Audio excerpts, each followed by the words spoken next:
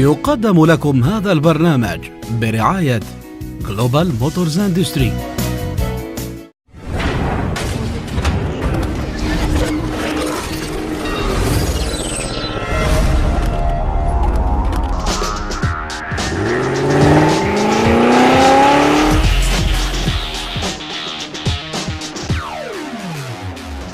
مرحبا بكم في أجدد عدد من برنامج زين موتورز، البرنامج اللي يجيكم كل أسبوع من عالم الإطارة، عالم السيارات. وهذا الأسبوع راح تشوفوا معنا إسحاق حجار، هذا الفتى الجزائري الذي يحقق الأرقام في مسابقة الكارتينج بفرنسا، ويحلم أن يكون أول جزائري يقود في حلبات الفورمولا 1. نروح لولاية البويرة مع إيفال لوضع حجر الأساس لإنشاء أول مصنع لإيفيكو في الجزائر، والمقرر أنه يبدأ الإنتاج في 2020 بطاقة إنتاجية تصل إلى 4000 وحدة. وككل أسبوع نروح نشوف آخر الأخبار لميزو عالم السيارات.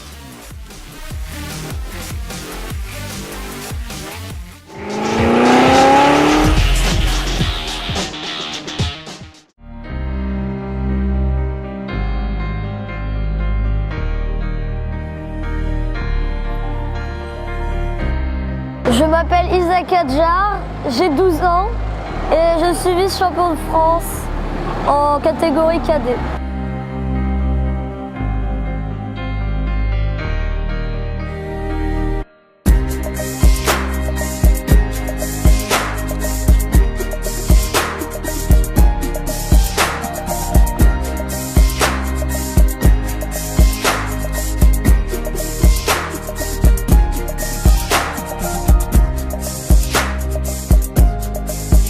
C'est mon père, il faisait du kart avant, il faisait des endurances. Donc moi j'ai voulu en faire. Et donc il m'a fait tester et il m'a inscrit dans une école de pilotage.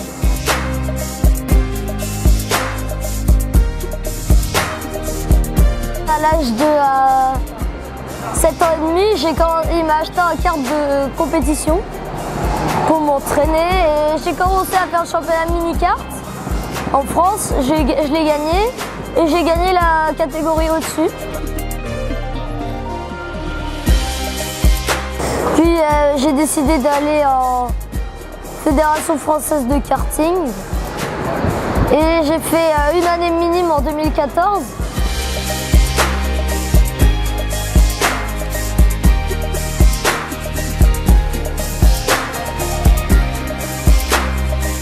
C'était dur. Parce que le jeudi, c'était les essais libres. On n'allait pas très vite en fait, on faisait des tests. Le vendredi, ça ne marchait pas aussi top, c'était un peu mieux.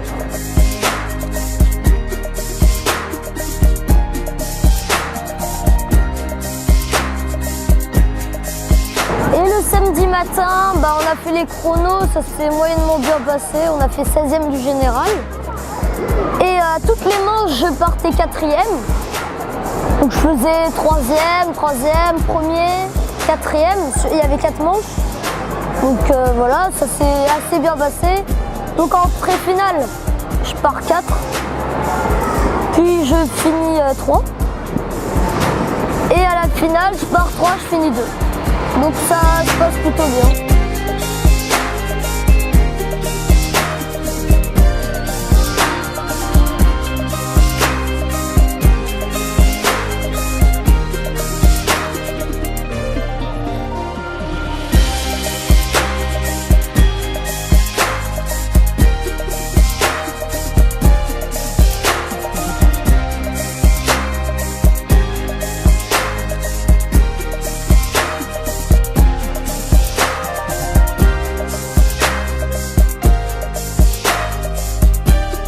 En Algérie, il y a beaucoup moins de circuits. Les gens s'intéressent plus à autre chose. En fait.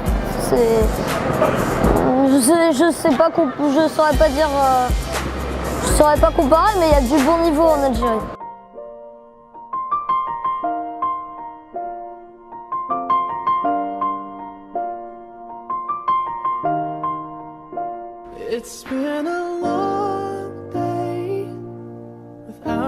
my friend, and I'll tell you all about it when I see you again.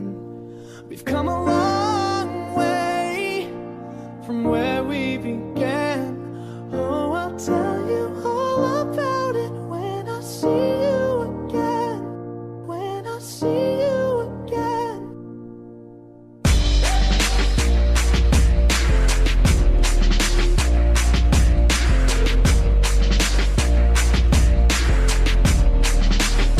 Moi, je veux juste être en Formule 1, mais je vais tout donner, je vais rien lâcher.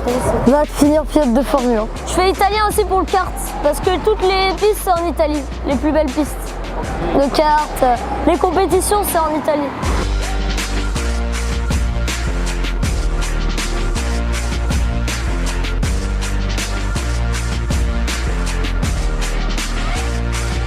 Been a long day without you, my friend, and I'll tell you all about it when I see you again. We've come a long way. Je préfère Ayrton Senna, il est... Comment dire, c'est le talent. Schumacher, c'est plus le travail, c'est... Senna, on le met direct dans une voiture pourrie, il va faire des miracles.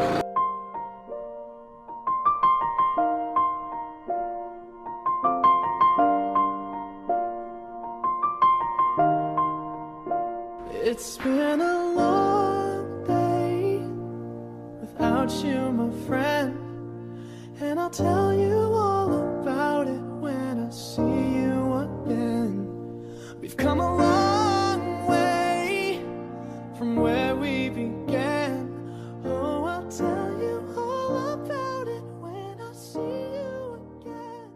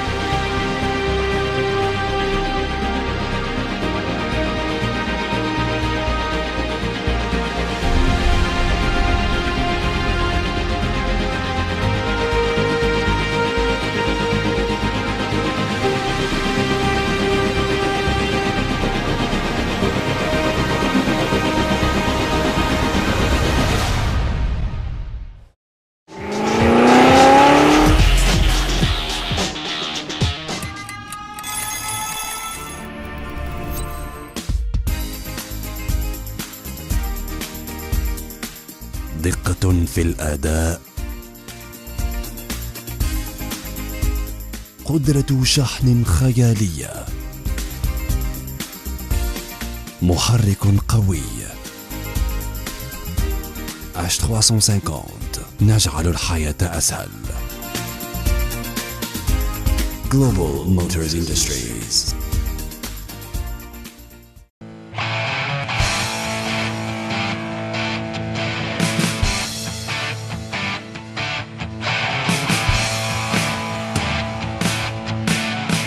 فعالية عالية في كل بيئات العمل،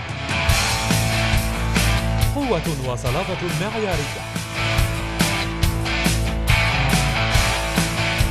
مستويات تنافسية في استهلاك الوقود، ورشات صيانة متنقلة على كامل التراب الوطني. أسترا، صلابة وفعالية.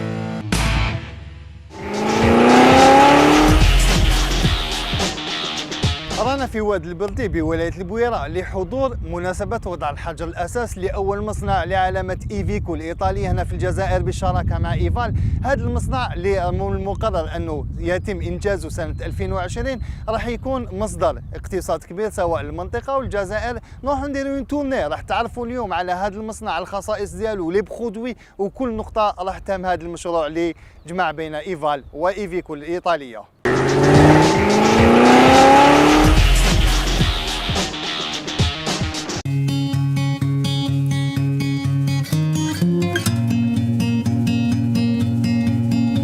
مصنع علامة إيفيكو الإيطالية بالجزائر يدخل فصل التنفيذ والتجسيد بمنطقة وادي البلدي بولاية البويرة.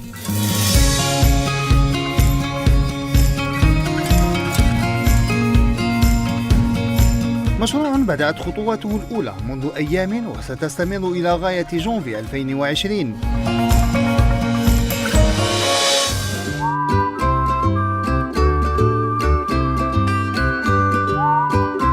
موعد لن يخلفه مسؤولو إيفال لإطلاق أول شاحنات إيفيكو من مصنع البويرة بنسبة إدماج محلي ستتجاوز 35%، نسبة هي اليوم الأعلى في مجال الإدماج ضمن المشاريع المجسدة أو بين تلك التي هي في طريق التجسيد.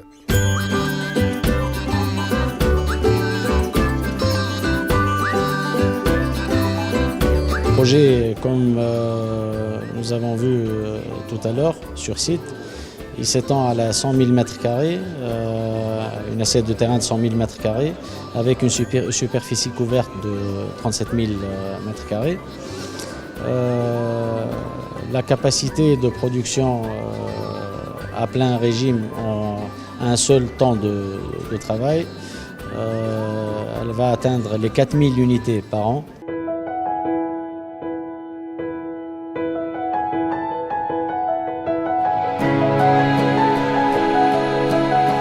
مركب وادي البلدي سيكون شاهدا مع حلول 2020 على تركيب أهم نماذج العملاق الإيطالي، وهي نماذج تشهد طلبات كثيرة من الزبون الجزائري لقوتها وصلابتها ونجاعة أدائها. Commençons par la gamme utilitaire, donc le Daily,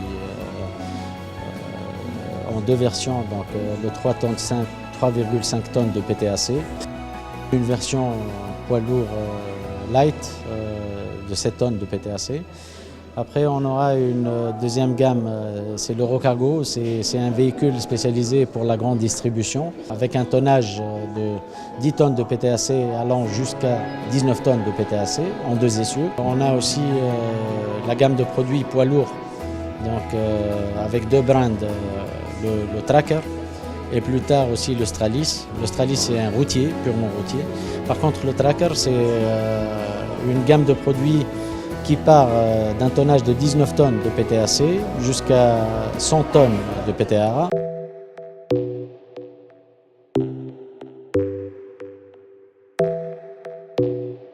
إيفال لن تنتظر إلى غاية 2020 لإطلاق شاحنات إيفيكو جزائرية التركيب، بل ستطلق خلال أيام قليلة في منطقة ولاد هداج بولاية بوملداس أول عملية تركيب محلي لمركبة دايلي، ولتكون بداية خبرة ستتطور خلال السنوات القادمة وستكون منصة لإطلاق مصنع البويرة.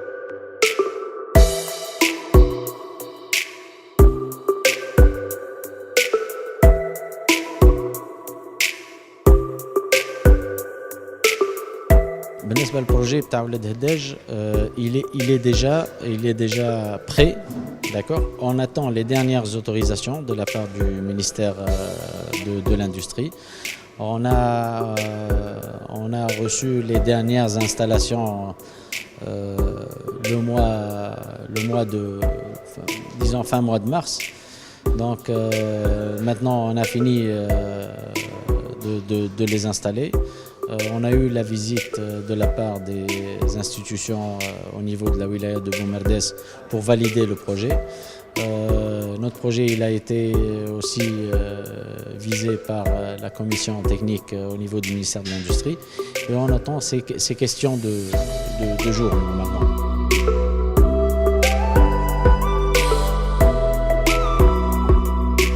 طموحات إيفال وإيفيكو لم تنحصر في السوق الوطني، لأن مصنع وادي البلدي سيكون نقطة انطلاق جديدة لتصدير نماذج العلامة الإيطالية للأسواق الإفريقية، خاصة دول ما وراء الصحراء.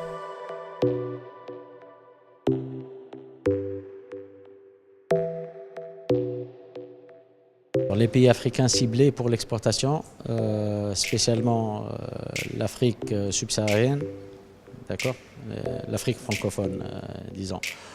Et surtout, on est en train de travailler sur les pays où il y a un libre-échange entre l'Algérie et certains pays de l'Afrique, afin de bénéficier, de tirer profit de certains avantages fiscaux à leur niveau. مشروع وادي البلدي سيمثل بكل تأكيد نقلة نوعية في صناعة المركبات النفعية في الجزائر، وسيفتح الآفاق أمام المناورة والقدرات المحلية للالتقاء بصناعة ينتظر أن يكون لها وزن في اقتصاد الجزائر.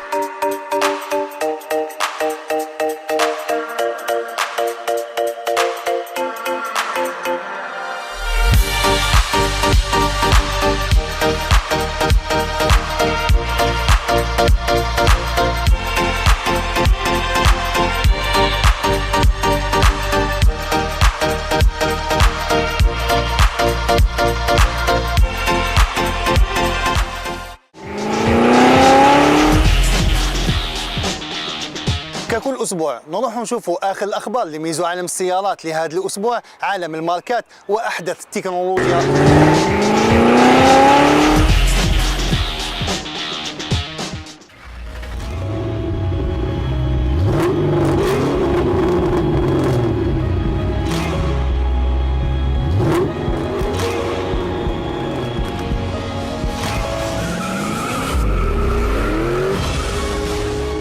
سجلت سيارة فورد ماستنج رقما قياسيا كشفت عنه مؤخرا لتعلن تتويجها بلقب أكثر سيارة رياضية مبيعا على مستوى العالم خلال العام 2016.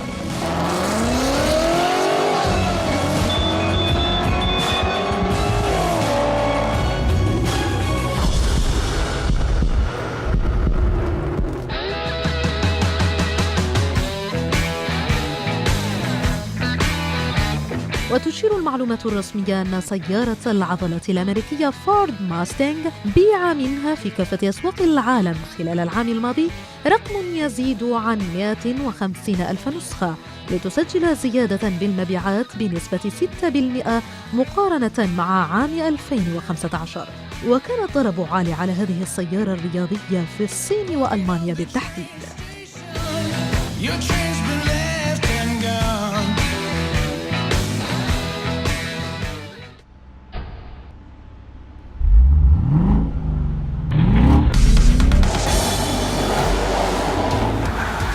فمنذ إطلاق طراز فورد ماستنج تم صنع أكثر من 395 ألف نسخة في العالم، شحن منها تقريبا 98 ألف نسخة إلى خارج الولايات المتحدة الأمريكية.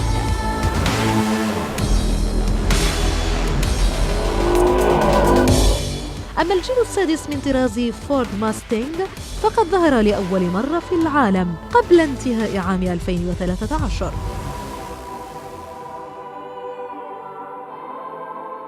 وتوفر في الأسواق العالمية كطراز لعام 2015، وشهد العام الجاري حصول هذا الجيل على أول عملية تحديث.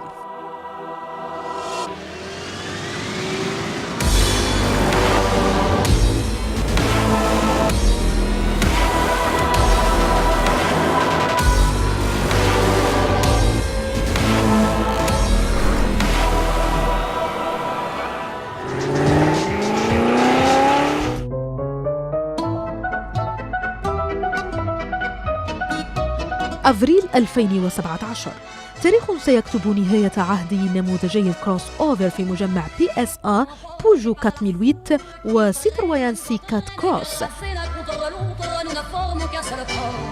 Et le flot sans effort nous pousse enchaîner l'un et l'autre et nous laisse tous deux épanouis, enivrés et heureux. اللذان تم إيقاف إنتاجهما نهائياً بعدما يقارب 5 سنوات من إطلاقهما في السوق العالمية للمنافسة في فئة تعرف نمواً متواصلاً.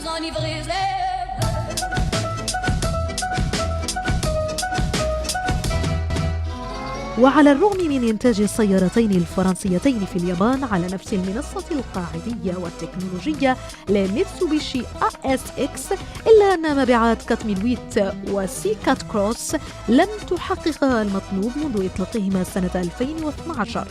وكانت الأرقام محتشمة كثيراً، فلم تتجاوز مبيعات سيترويان سي كات كروس رقم 26,000 سيارة، فيما تجمدت أرقام بيجو كات 1008 عند 7,200 سيارة.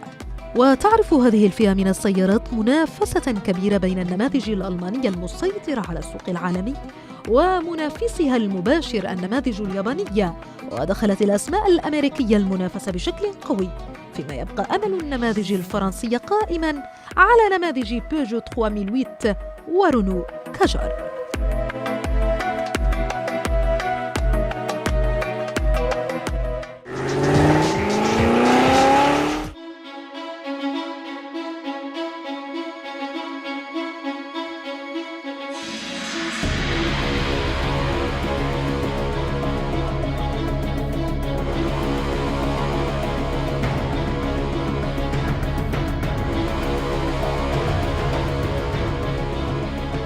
سيارة ريزفاني بيست ألفا الأمريكية التي ظهرت رسمياً قبل انتهاء العام الماضي ضمن فعاليات معرض لوس أنجلوس للسيارات.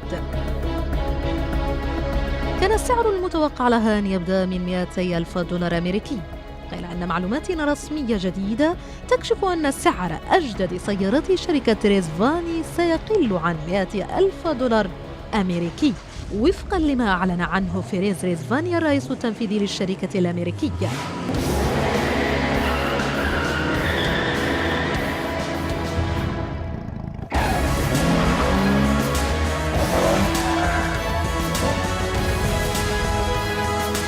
وهذا الفرق في السعر بالتأكيد سيساهم في انتشار ونجاح هذه السيارة الجديدة ذات التصميم المميز. فتصميم سيارة ريزفاني بيست ألفا الجديدة مستوحى من شكل شقيقتها بيست إكس التي ظهرت قبل عام تقريباً.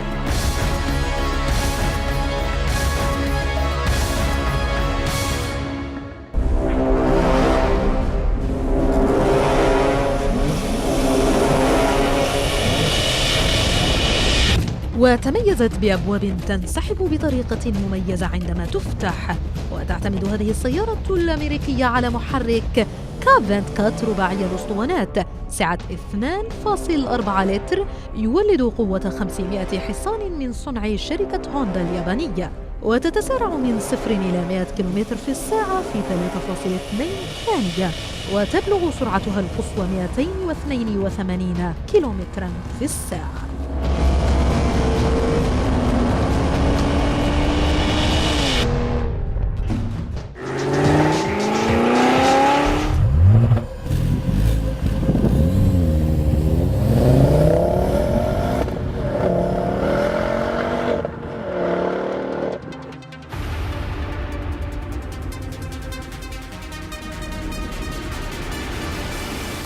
تمكنت سيارة سيفيك تيب آغ من اجتياز مضمار حلبة نوربورغرينغ في ألمانيا، وذلك خلال زمن قدره 7 دقائق و43 ثانية و8%، لتتمكن من كسر الرقمي الذي سجلته منافستها الألمانية فولكسفاجن جولف كلوب سبورت جي تي بفارق يزيد عن 3 ثواني.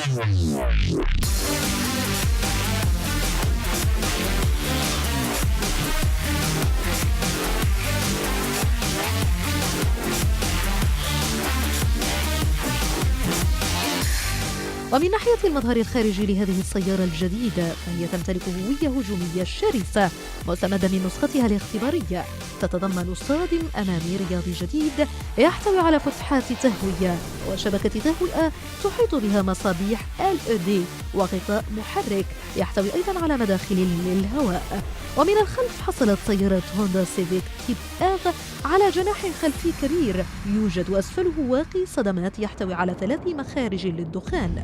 ومن الجوانب حصلت السيارة اليابانية على أقواس عجلات وزودت بإطارات رياضية تخفي خلفها مكابح تريمبو عالية الأداء. ميكانيكيا تعتمد هذه السيارة الجديدة على محرك فيتك رباعي الأسطوانات سعة لترين مع تيربو يولد قوة 306 أحصنة و400 نيوتن متر من عزم الدوران، تصل إلى العجلات عبر نظام دفع أمامي يتصل بعلبة تغيير سرعات يدوية من 6 سرعات. أما سعر هوندا سيفيك تيب آغ موديل 2017 سيبلغ تقريباً $30,000 أمريكي.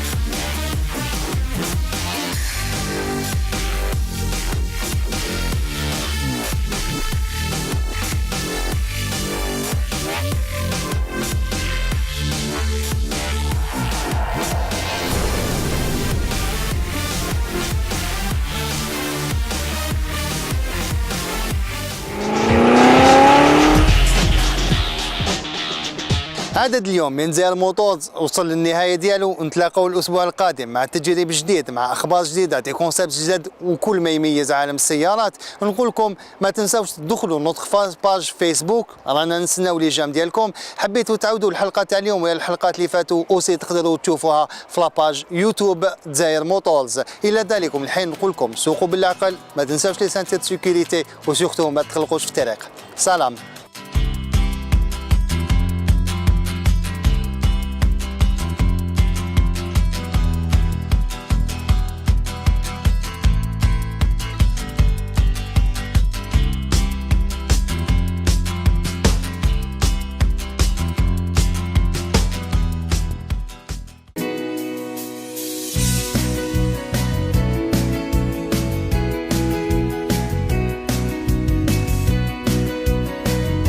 قدم لكم هذا البرنامج برعاية جلوبال موتورز اندستري.